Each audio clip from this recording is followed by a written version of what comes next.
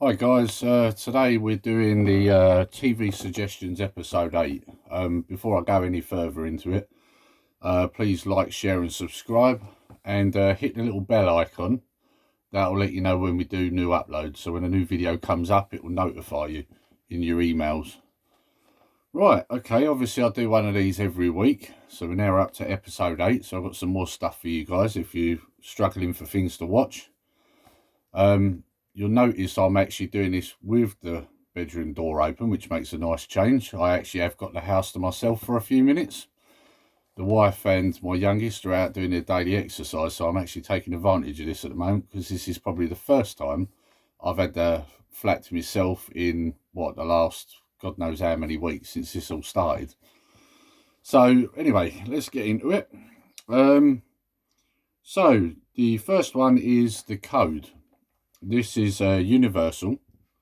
It came out in 2011 and it's on Netflix. It's 3 episodes, 1 hour average episode. I think one might be a little bit over. It's basically a program about how everything has mathematics involved in it. You know, the universe and everything in it. It's quite interesting actually, because there are quite a few things in it that you wouldn't realise mathematics takes a part in. So it's quite good to watch. Just for a little hint, I won't spoil it. For example, did you know that trees even have a mathematic code to them, like the way they grow? So yeah, if you watch it, it covers everything, all different aspects. So you know, it goes into technology, but it also goes into nature. It just covers everything, even the pyramids, for example. So yeah, if you're interested in things like, you know, mathematics, or even like things where people say about codes and things, you know, have a look. It's worth watching. I actually quite enjoyed this. It's quite interesting. You will learn stuff, and it might even be good for if you've got kids, you know, let them watch it. It'll teach them something. Obviously, a lot of kids still aren't back at school, so it's a little bit of education for them as well. Right, so we move on to the next one. America's Book of Secrets. Now this is rated all, so for all ages. Come out in 2012. This is also on Netflix. I've actually only just finished this, because it's 10 episodes and they're 42 minutes each. It's quite good actually. So the basic premise is that the person who's narrating claims there's an American Book of Secrets. At least a lot of Americans think there is. And it's all different aspects of it. For example, the White House, Freemasons, Fort Knox, Area 51, the Playboy Mansion, etc. You know, there's, like I say, there's a different thing each episode. And it's just like lots of things that you didn't know about these organisations or places, etc. And obviously, there's like with things like Fort Knox, there's a lot of it's like hearsay, because no one really knows with Fort Knox. I mean, the place is a fortress, as we know. That's where the old saying comes from, that you got more chance of getting into Fort Knox. So we don't actually know everything about it. So a lot of it is just rumours and what people think, but there are quite a few things that they do know, and they go into that as well. So yeah, that's interesting. You know, obviously it being America, if you're in the UK like myself, you know, you find out a bit more about things. So, you know, again, it's something that's good to watch, teaches you quite a bit. And again, like, because it's an all rating, it'll be good for kids. It'll teach them something too. So, right, then we move on to Bones Brigade, an autobiography. Now, this is a 13 plus, come out in 2014, and this is on Amazon Prime. It's an hour and 51 minutes.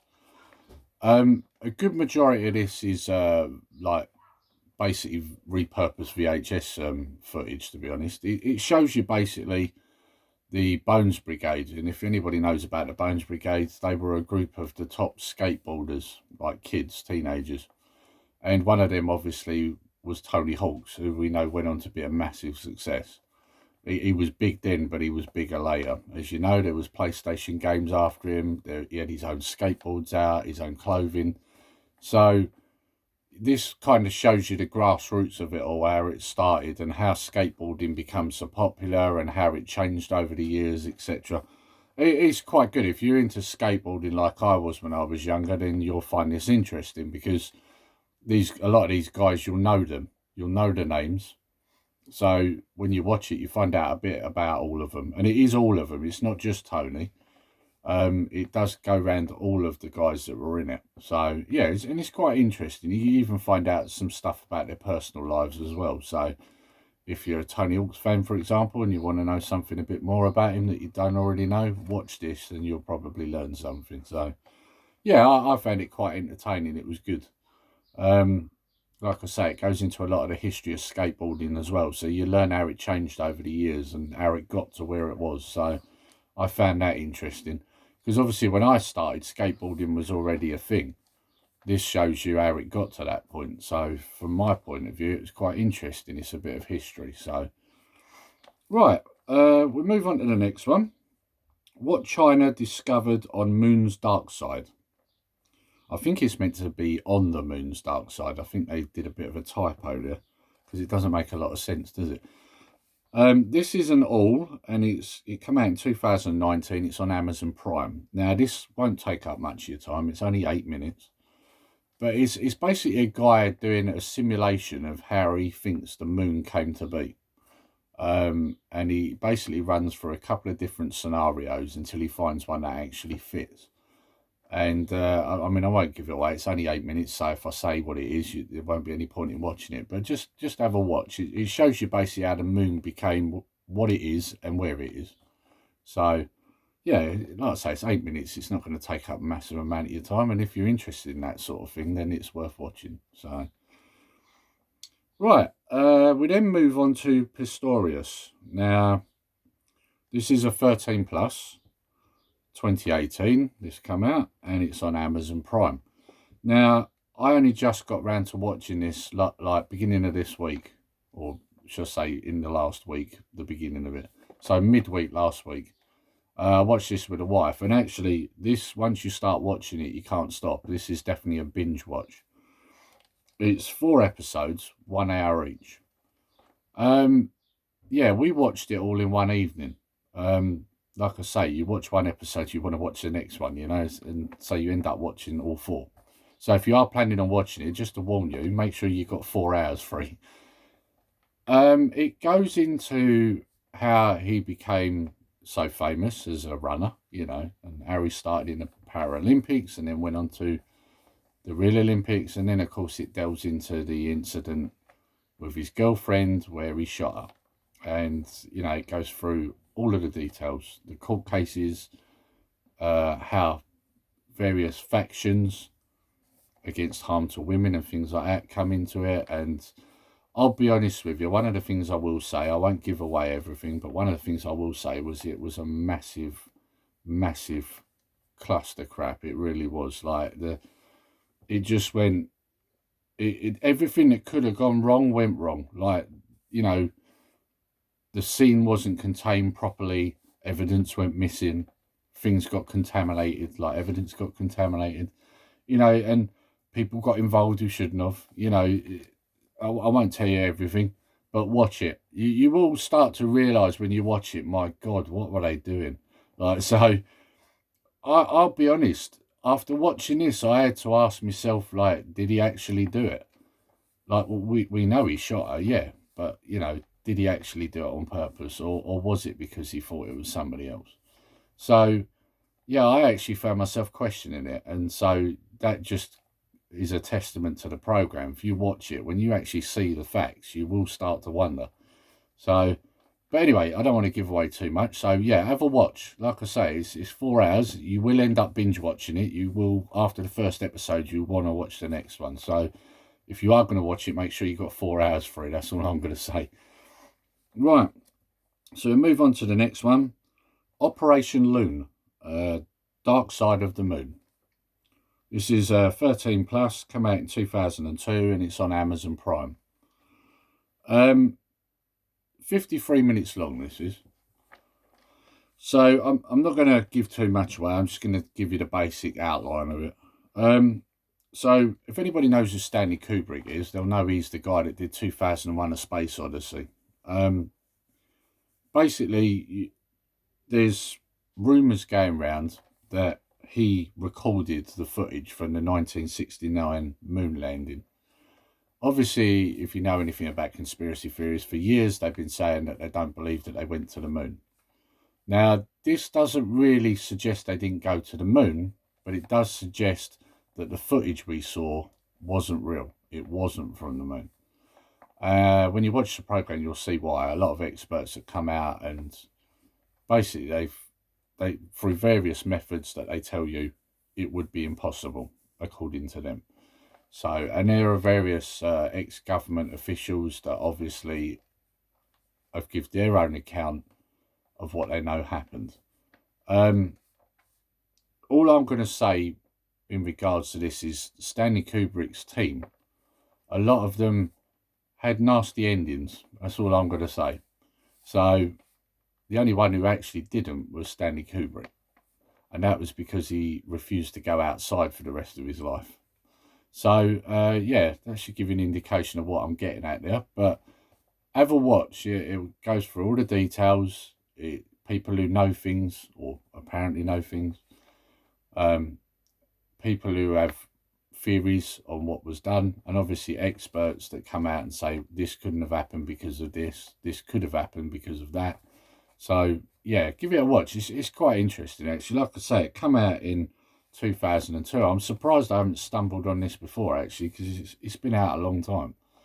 But yeah, I warn you, some of it is subtitled because they do talk to some people that are from other countries, etc. So some of it is subtitled, but not a massive amount. So you haven't got to read too much. Right, the next one is Alien Contact. This is a 13 plus, come out in 2020.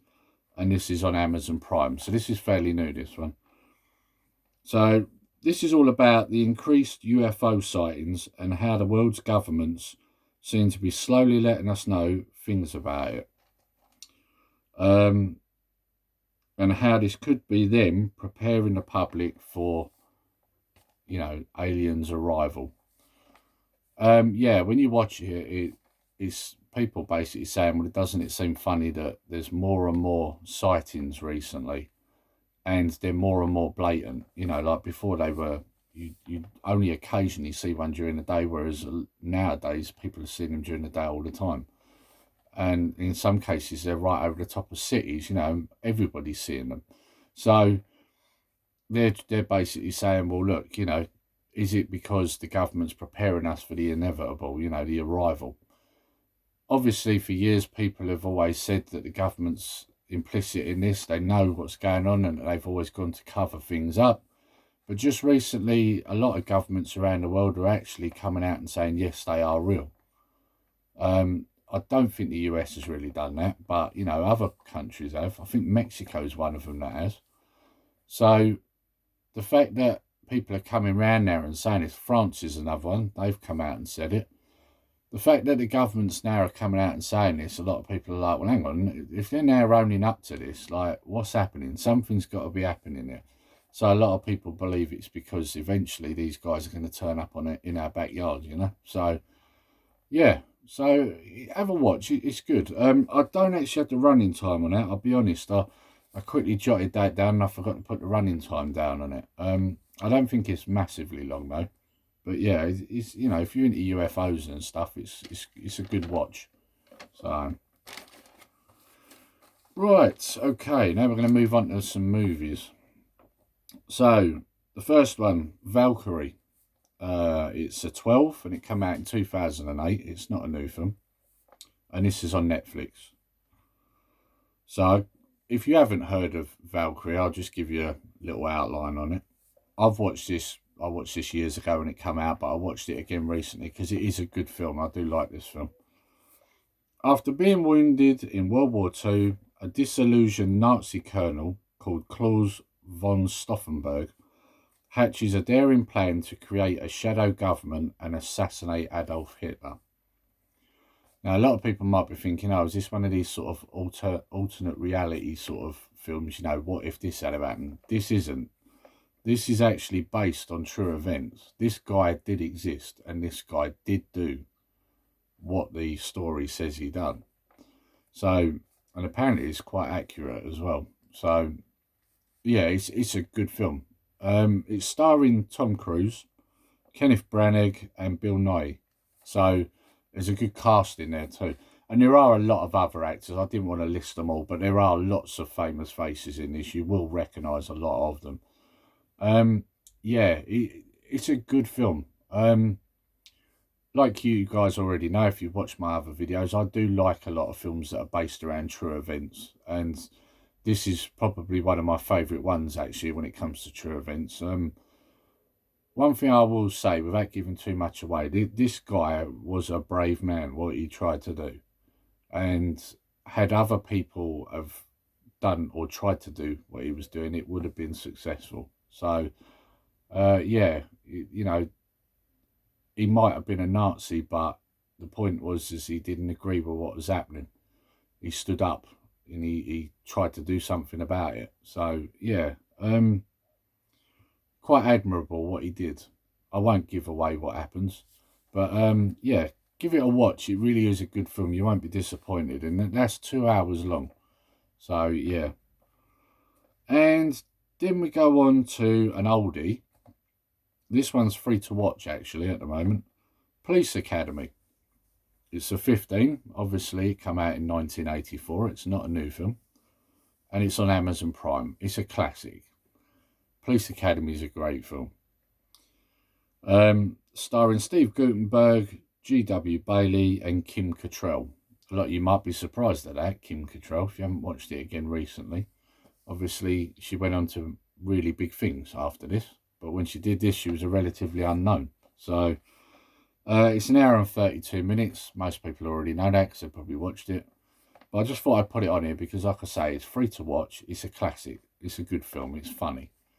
And if there's any of you youngsters out there that haven't seen this film, you should watch it. Yes, it is old. Yes, it is dated. But it's comedy and it is funny. If you watch this without laughing at one point in the film, then you don't have a sense of humour. That's all I'm going to say. So, yeah. And that's it for my movies. So, like I've said before, you know, if you're at a loose end and nothing to watch, hopefully some of these suggestions I'll give you will give you something to have a look at. So, and I'll be back again next week with another one. So, yeah. So, take care, guys. Nerdy Geezer out.